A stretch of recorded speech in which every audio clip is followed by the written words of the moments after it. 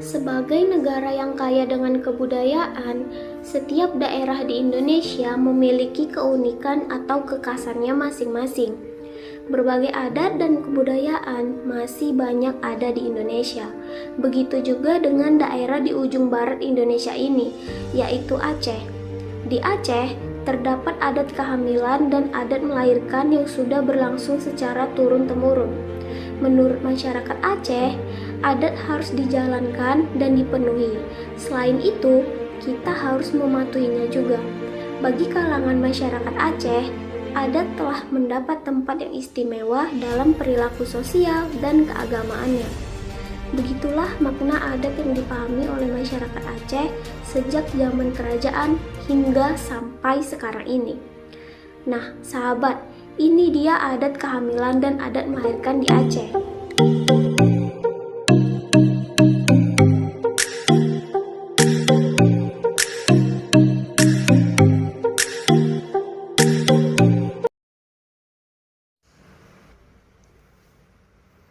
Upacara babu atau mebu berlangsung sebanyak 2 kali.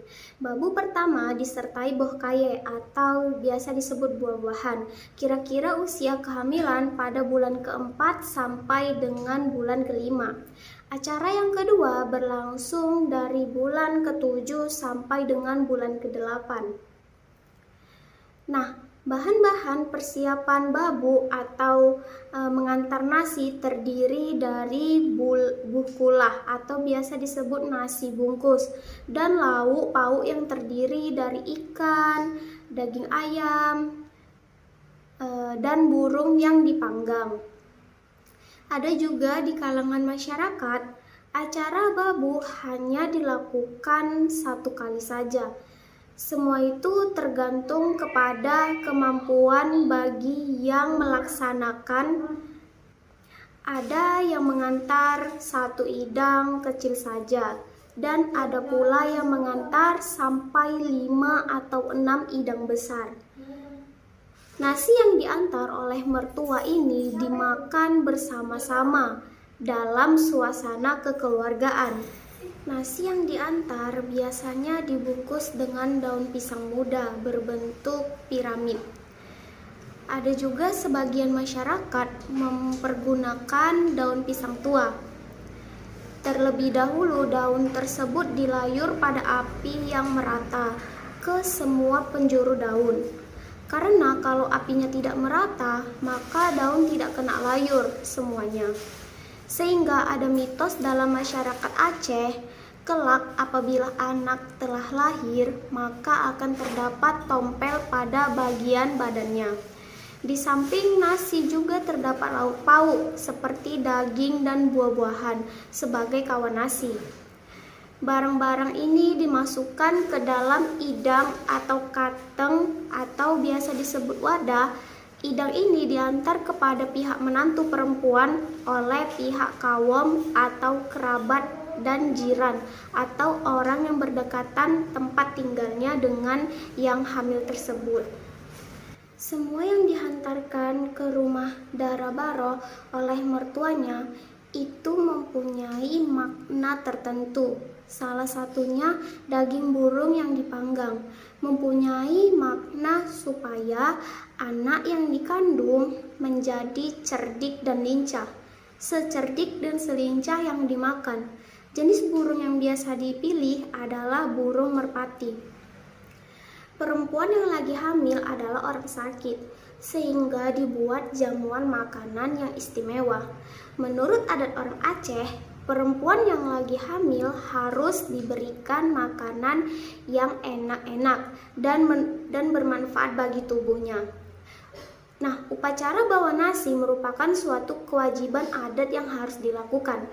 Sampai saat sekarang masih berlangsung dalam masyarakat. Lain halnya pada masyarakat suku Ane, Jameh, Kabupaten Aceh Selatan. Terdapat adat bibu bidan atau memberi nasi untuk ibu bidan. Maksudnya seorang anak yang baru kawin dan hamilnya sudah 6 bulan sampai 7 bulan, maka untuk anak tersebut sudah dicarikan ibu bidan untuk membantu proses kelahirannya. Pada upacara kenduri dimaksud kebiasaan masyarakat. Ibu bidan akan dijemput oleh utusan keluarga ke rumah bidan, lalu dibawa ke rumah yang melakukan hajatan. Acara serah terima melewati beberapa persyaratan, antara lain: 1. Pihak keluarga yang melakukan hajatan mendatangi ibu bidan dengan membawa tempat siri atau bateranuk sebagai penghormatan kepada ibu bidan dan sebagai tanda meulake atau permohonan. Yang kedua, setelah ibu bidan hadir di rumah hajatan, maka keluarga yang melakukan permohonan tersebut dengan acara adat menyerahkan anaknya yang hamil tersebut agar diterima oleh bidan sebagai pasiennya. Yang ketiga, sebagai ikatan bagi bidan, pihak keluarga menyerahkan seperangkap makanan yang sudah dimasak untuk dibawa pulang ke rumah bidan, lengkap dengan lauk pauknya, sesuai dengan kemampuan keluarga yang melakukan hajatan. Disertai juga dengan menyerahkan selembar kain dan uang sekadarnya. Acara puncak ibu bidan adalah kenduri dengan didahului pembacaan tahlil dan doa. Acara tersebut biasanya dilakukan pada jam makan siang dan ada juga pada malam hari setelah sholat Isya. Setelah upacara selesai, maka ibu bidan diantar kembali ke rumahnya. Pantangan yang harus diikuti oleh ibu hamil antara lain ialah duduk di ujung tangga atau uleh relium, berada di luar rumah saat senja dan malam hari, melangkahi kuburan, datang ke tempat-tempat yang suram, membicarakan hal yang tidak senonoh, dan pantangan lainnya. Meramin adalah acara makan-makan bersama antara kedua belah pihak keluarga. Biasanya acara ini berlangsung di pantai. Bahan-bahan yang dibawa hampir sama dengan acara babu, yaitu bukulah beserta lauk pauk, nica, dan buah-buahan yang bersifat asam. Makanan yang pertama dimakan adalah nica, buah-buahan, dan yang terakhir adalah makan bukula. Sebelum bayi lahir, mertua mengusahakan seorang bidan untuk menantunya, tetapi semua biaya bersalin ditanggung oleh keluarga Dara Baro.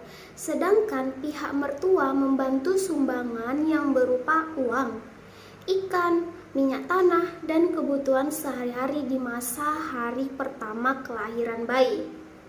Bidan yang telah diutuskan oleh mertua untuk merawat hari-hari bayi dan ibu bayi. Kemudian bayi diletakkan di atas ranjang atau peurata. Setelah itu pusat bayi dikerat dengan sepotong bulu tipis yang telah diraut. Kemudian dibalut dengan kain bersih geudong dan diantar kepada ayahnya yang sedang menanti di bilik. Setelah menyambut bayinya ke dalam pangkuannya, ayah mengangkat bayinya dan membacakan adzan di telinga sebagai simbolik menyambut kelahiran seorang muslim.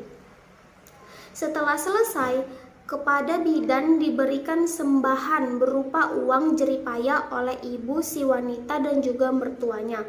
Ibu mertua yang datang menjenguk menantu dan cucunya pada hari itu membawa ketan kuning atau bulaukat kuning dengan serba kelengkapannya untuk menyunting dan menepung tawari menantunya.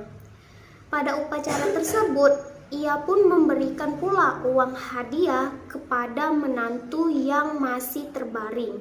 Selama 44 hari lamanya, wanita bersalin tidur dan bangun di tempat tidurnya. Dilarang berdiri dan berjalan. Disuguhkan nasi putih dengan ikan kayu kering dan minumnya sangat dibatasi. Dimaksudkan supaya kesehatannya segera pulih kembali. Kopusat merupakan pemotongan tali pusar bayi. Cara memotong pusat ialah dengan mengikat kedua ujungnya dengan tali benang 7 warna bila ia laki-laki, atau tali benang 5 warna bila ia perempuan. Pusat bayi yang sudah dipotong dibubuhi kunyit. Yang kedua, azan atau qomat.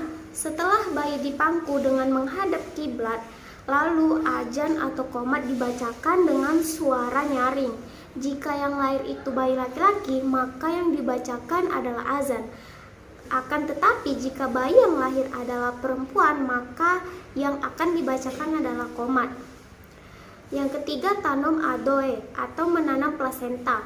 Adoe yang lahir bersama bayi dibersihkan lalu dimasukkan ke dalam periuk dari tanah liat yang di dalamnya dibubuhi zat asam garam dan abu dapur agar dapat kering dan tidak membusuk. Adoe bayi tidak boleh ditanam jauh dari rumah. Ini mempunyai tujuan agar anak tidak suka meninggalkan kampung halamannya. Waktu penanaman harus menghadap kiblat.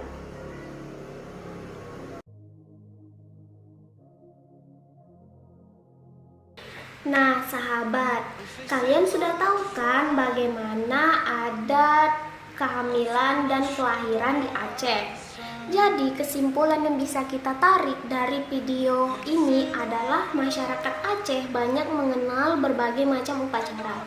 Setiap upacara identik dengan acara makan-makan yang seringkali berlangsung setelah acara seremonialnya atau dinamakan dengan kanduri. Upacara yang tetap berlangsung hingga saat ini masih dilakukan dalam masyarakat Aceh diantaranya adalah upacara turun ke sawah, upacara tolak bala, upacara perkawinan, upacara kehamilan anak pertama, upacara kematian, dan lain-lain. Salah satu upacara yang masih dilakukan adalah upacara kelahiran bayi yang meliputi babu, pantangan, neuramin, kelahiran bayi, kopusat, azan atau qomat, tanom, adoe, dan madeweng. Saran yang bisa kita dapatkan dari video ini adalah sebagai orang Aceh dan penerus kebudayaan Aceh, seharusnya kita bangga dan harus mampu melestarikan kebudayaan Aceh, sehingga kebudayaan Aceh masih bisa diingat dan masih bisa diturunkan kepada penerus selanjutnya.